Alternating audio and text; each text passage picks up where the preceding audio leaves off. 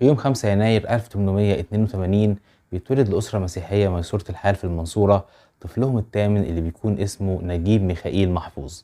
وفي سنة 1898 بيلتحق نجيب بكلية الطب جامعة القصر العيني عشان يتلقى تعليمه على إيد الدكاترة الأوروبيين اللي كانوا موجودين هناك. وفي سنة 1902 ودي السنة اللي المفروض نجيب محفوظ اتخرج فيها بيضرب مصر وباء الكوليرا، وبيتم تجنيد طلبة كلية الطب عشان خاطر يكافحوا الوباء المنتشر في مصر. وبيكون الدور الموكل لنجيب محفوظ انه يكون ضمن المجموعة اللي موجودة في محطة السكة الحديد الرئيسية في القاهرة لمتابعة الوافدين إليها والكشف عن أي مرض قبل دخوله لمحافظة القاهرة. لكنه بيختار ان هو يسافر لمركز الوباء اللي كان موجود في محافظة أسيوط، وبالتحديد في مدينة اسمها موشا. مدينة موشا ديت كانت هي مركز الوباء اللي انتشر منه لمصر كلها، وبيقدر يكشف مصدر الوباء واللي بيكون موجود في بير موجود في بيت أحد الفلاحين، وبيتم ردم البير دوت، ودي بتكون بداية نهاية مرض الكوليرا في مصر. وسنة 1904 بينتهي تكليف دكتور نجيب محفوظ بأحد المستشفيات بالسويس، وبيرجع تاني للقصر العيني عشان يتسلم عمله هناك كطبيب تخدير. لكنه بيبقى رافض فكرة ان هو يكون طبيب تخدير، وبيفتح عيادة خاصة بأمراض النساء والولادة.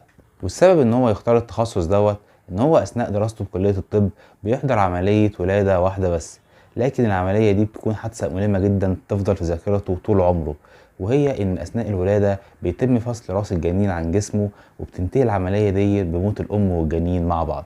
وبالرغم من ان الثقافة المصرية في الوقت دوت كانت بتعتمد على الداية في عمليات الولادة، لكن عيادة الدكتور نجيب محفوظ بتحقق نجاح باهر ليها جدا.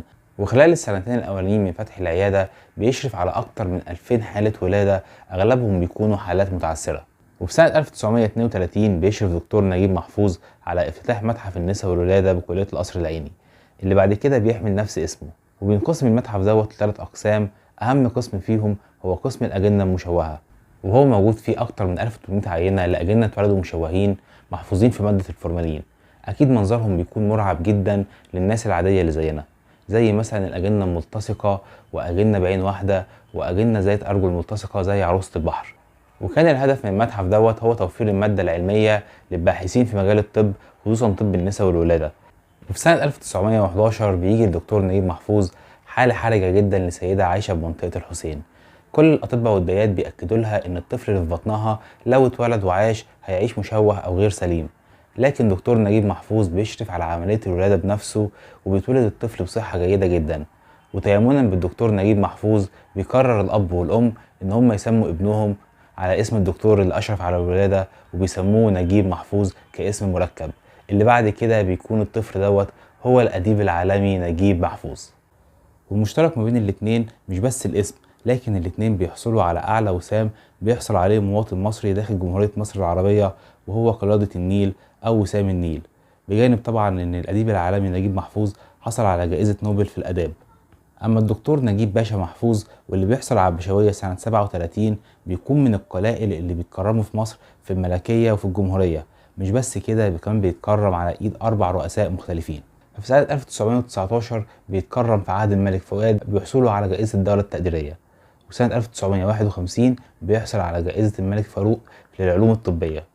بالإضافة سنة 1960 وفي عهد الرئيس الراحل جمال عبد الناصر بيحصل على وسام الاستحقاق من الدرجة الأولى وجائزة الدولة التقديرية في عهد الرئيس الراحل أنور السادات. وفي 25 يوليو 1974 بيغادر عالمنا الدكتور نجيب باشا محفوظ عن عمر يناهز 92 سنة، بعد ما بيسيب اسمه بحروف من نور في مجال الطب، مش في مصر بس وإنما في العالم كله. وبكده نكون وصلنا لنهاية حلقتنا النهاردة من تاريختولوجي. أتمنى يا رب تكون الحلقة عجبتكم، ومتنسوش بقى لو أول مرة تشرفونا اللايك والشير والسبسكرايب، واستنونا في حلقة جديدة، وشكرا.